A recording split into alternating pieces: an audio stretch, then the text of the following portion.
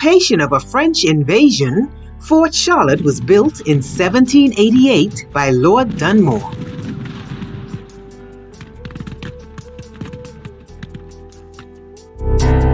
A portrait of Lord Dunmore found online at Bahamianology.com states that beginning with Woodes Rogers, one thing can be said of most, if not all, of the early colonial governors.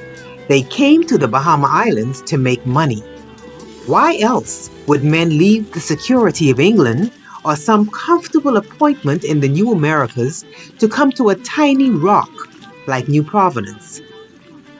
Other than yellow fever, typhoid outbreaks, slave problems, constant threats of Spanish invasion, and disagreeable colonialists, there wasn't very much to the early Bahamas except for the one thing nature wasn't making any more of: land.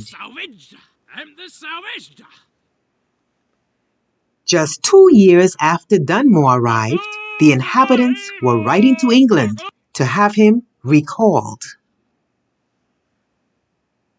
Fresh vegetable, fresh vegetable, fresh vegetable. In 1789, Bahama's inhabitants have come to despise their obstinate and violent Governor Dunmore.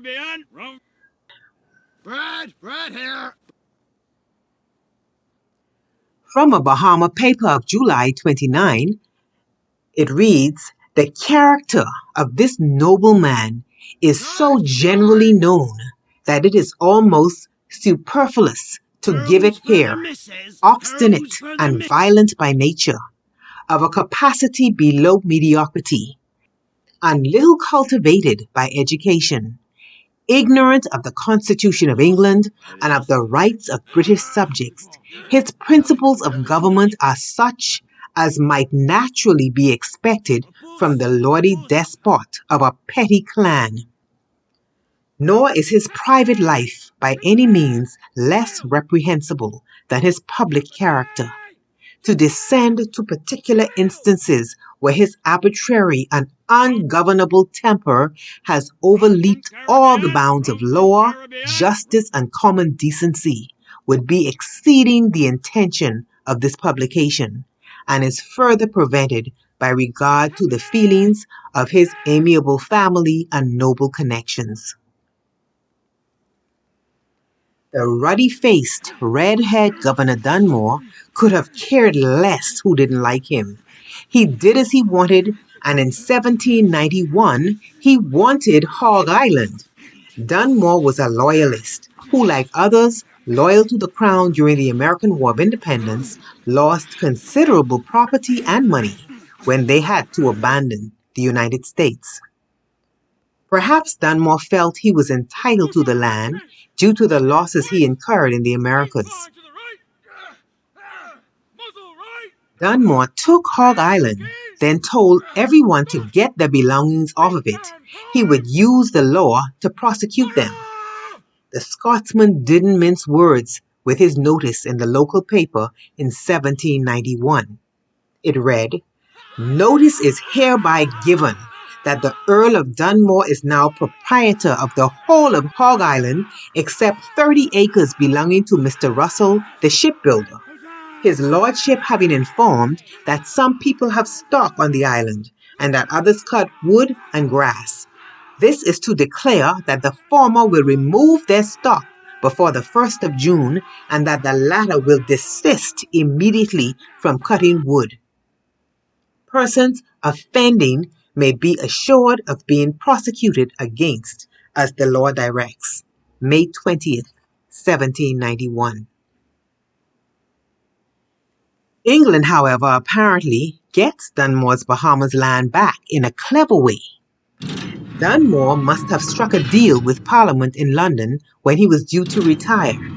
In order for Dunmore to receive his pension, he had to relinquish certain lands in the Bahamas. One of these lands may have been the whole of Hog Island, which he took sometime in 1791. Governor Dunmore died on February 23, 1809, in Ramsgate in Kent, England, at the age of 79.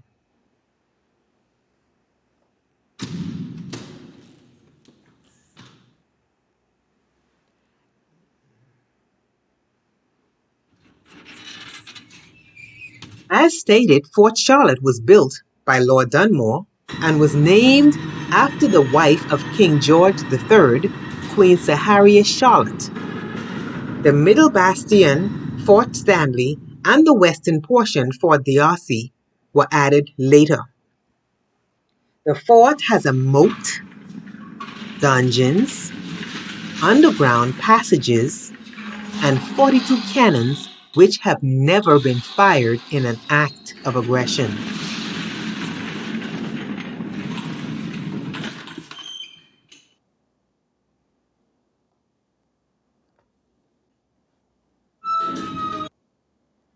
The fort is actually comprised of three distinct forts: Fort Charlotte to the east, Fort Stanley to the center, and Fort D'Arcy to the west. The fort was made up of limestone by the hands of slaves. It is also believed that both men and women were involved in building Fort Charlotte, both black and white, free and slaves. A dry moat surrounds Fort Charlotte and is spanned by a wooden bridge on the north side.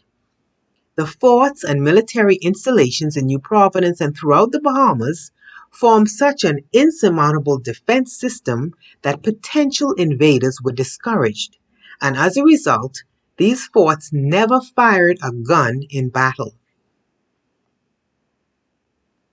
The fort has a drawbridge, which you can tell by the groove marks on both sides of the wall. There are many inscriptions on the wall made by soldiers who saw no action and at times had nothing to do. Many soldiers died because they had poor ventilation and malaria from mosquito bites. An escape hole was their only ventilation, and sleeping quarters held up to 40 soldiers. There was a room for storing ammunition where a few soldiers slept as well. Gunpowder was stored in big barrels, and water was stored in smaller barrels. Jars like the soldiers used to drink whiskey from for peace of mind are on display. Soldiers played an African game called the Mancala Games, a board game played with small stones, beans, or seeds and rows of holes or pits in the earth, a board or other playing surface. The soldiers laid in waiting, but the French never came. This 18th century military complex is located on a high ridge running parallel to West Bay Street. Its elevated portion offers stunning views of Nassau Harbor. The fort is within walking distance from downtown Nassau and a short 15 to 20-minute cab drive from most major resorts on the island.